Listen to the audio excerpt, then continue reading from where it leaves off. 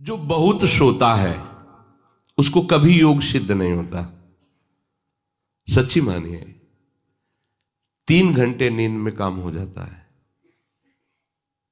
अधिक से अधिक 4 घंटे। ये सोना हमारे लिए बहुत हानिकारक है और ये सोना हमारे लिए लाभदायक भी है। दोनों बात समझना। जिसका स्वभाव बन जाता है कि जहां बैठे वहीं सो गए, जहां बैठे, ऐसा हमने देखा है, बैठे 2-4 मिनट जहां एकाग्र घोंटा बजने लगे। ये क्या है? ये दलिद्राएं क्यों?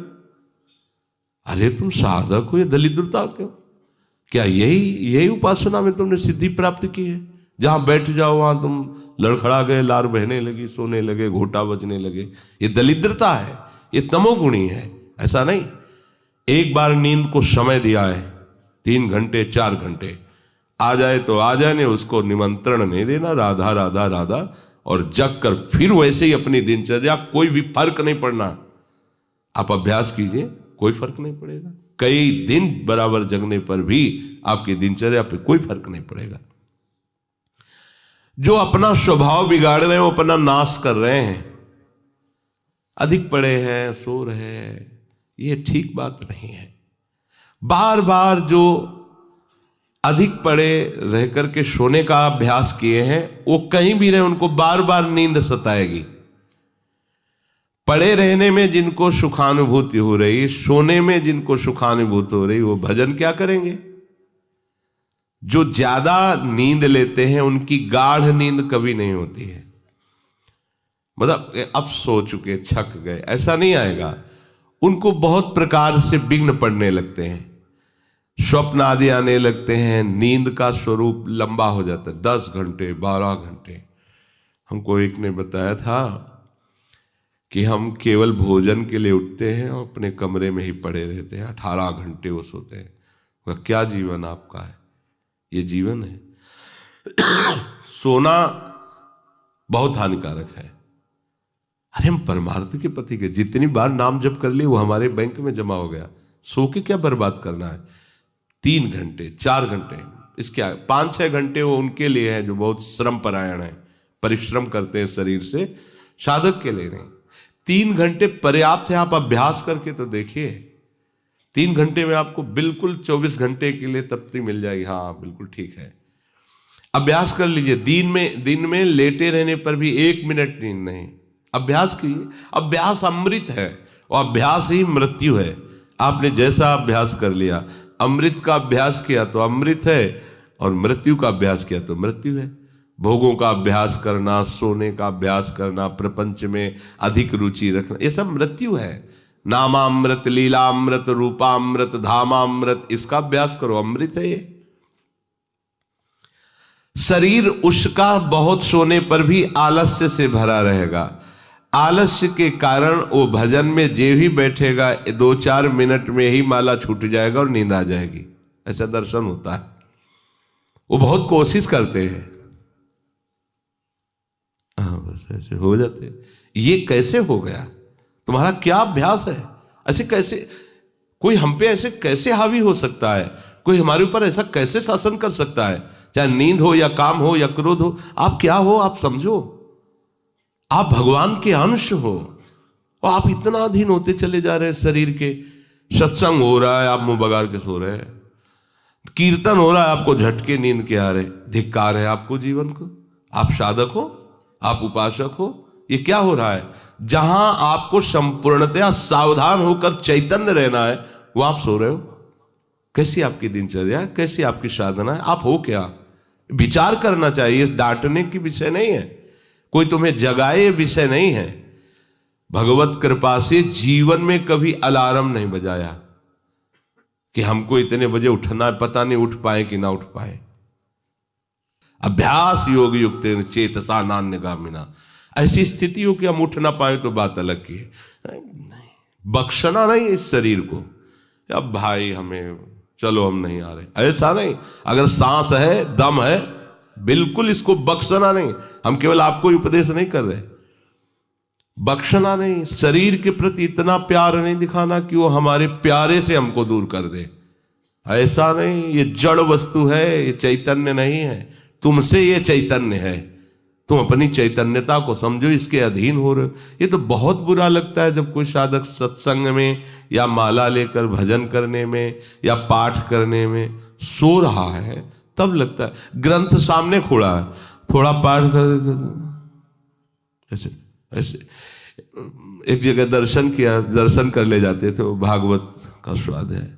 वो श्री जी के सामने भागवत पढ़ते पढ़ते नाक और माथा पूरी भागवत में रख दिया, और 2500 लोग आ जा रहे हैं ऐसे। तो उनको जैसे कहते हैं, पंडित जी श्री हरिवंश, हाँ हाँ श्री हरिवंश। अब ये हो क्या रहा है, ये क्या हो रहा है? अगर आपके अंदर नींद है तो आप चैन से 1-2 घंटे सो लिए दीजिए और फिर बैठिए, चैतन्य होकर बैठिए। ये अपमान है शास्त्रों का। आप चैतन्य घन प्रभु के वचन पढ़ रहे हैं, आपको नींद आ रही, प्रभु की चर्चा हो रही, आपको नींद आ रही। कभी विषय चर्चा में आपको नींद आई? कभी फिल्म देखने में नींद आई? नौटंकी नाटक देखने में, रिश्ते नातेदारों से बात करने में, रिश्ते नातेदारों, आपका लड़का विदेश में रह रहा हो, उसकी कोई बात बता रहा हो, आपको नींद आएगी? नहीं आएगी। लेकिन अपने परम प्राण स्वरूप आत्म स्वरूप श्री प्रियालाल की चर्चा हो रही, आपको नींद आ रही है। अब हो क्या हो, जरा विचार करके देखिए। तो ये आलस्य के कारण उसके भजन में भारी बाधा हो जाएगी। उसका योग कभी सिद्ध नहीं होगा जो अधिक सोता है। सबसे प्रार्थना है, आप अपने लिए नींद का समय निश्चित करें अपने हिसाब से, शरीर का परिश्रम देख करके। अब जैसे जो उपासक रात भर सेवा में लगे रहते हैं, हम उनके लिए कहेंगे कि चाहे दिन हो चाहे रात हो, आप 4-5 घंटे आराम से सोइए। प्रार्थना है कि सोइए, क्योंकि आप जवान साधक हैं। सोएंगे तो आपकी इंद्रियां फिर भजन में लगेंगी। आप अपने को देखिए, यदि आप कोई सेवा बल वाली नहीं करते हैं तो 4 घंटे से ज्यादा आप नहीं गए। अच्छा उपासक 3 घंटे में हो जाता है। अब आप लोग देख लीजिए, अपनी एक दिनचर्या में नींद का समय आप निश्चित कीजिए, और जो निश्चित कीजिए उसे कम से कम 10 वर्ष तो निभाइए। यहां 2-4 दिन में दिनचर्या बदल जाती है, ऐसे नहीं होना है। साधु का ऐसा नहीं होता। कुछ नियम लो तो 10-5 वर्ष तो चलो, 2-4 दिन में सब फिसल जाते हो, क्या फायदा है? एक नियम लो, हम इतने घंटे सोएंगे, हम छूट देते हैं आपको। आप अपने आप ने नियम लो कि हमारा इतने घंटे में हो जाएगा। उस घंटे को आप लिख लो अपने सामने कि मुझे इतने घंटे केवल सोने के लिए सत्संग में अनुमति है, क्योंकि हमने वहां इतना नियम लिया था। आप ले, बताने की जरूरत नहीं। आपके द्वारा लिया हुआ नियम फिर आपसे कभी नहीं टूटना चाहिए। स्वीकार करो आप अंदर से कि आप इतना सोएंगे, पर लिमिट हम बता देते हैं। शरीर अधिक श्रमित जो सेवा में होता है 5 घंटे, गृहस्थी है तो 6 घंटे, साधक है 4 घंटे। भजनानंदी को कहना ही नहीं पड़ेगा, 3 घंटे में हो जाता है। इसी के अंतर्गत आप चयन कर लीजिए। 6 से 7 में मत बढ़ना, क्योंकि सत्संगी हो, इतना भारी श्रम तुमसे नहीं होता। बलराम ब्रजवासी है, 20 वर्ष की बात बता रहे हैं, एक दिन की नहीं, 20 वर्ष की नित्य दिनचर्या से वृंदावन की परिक्रमा, और कितनी मेहनत से चक्की चला करके 150 रुपया करके घर परिवार चलाना, संत सेवा करना, सत्संग सुनना, ये सब गृहस्थ है, परिवार है, भागे घूम रहे हैं परमार्थ के लिए, नंगे पैर पूरे वृंदावन। 20 वर्ष पानी गिरे, पत्थर गिरे, कोई मतलब नहीं। इतनी इतनी एड़ी फट गए एकदम। अब उनको क्या कहोगे? साधु नहीं कहोगे तो क्या कहोगे?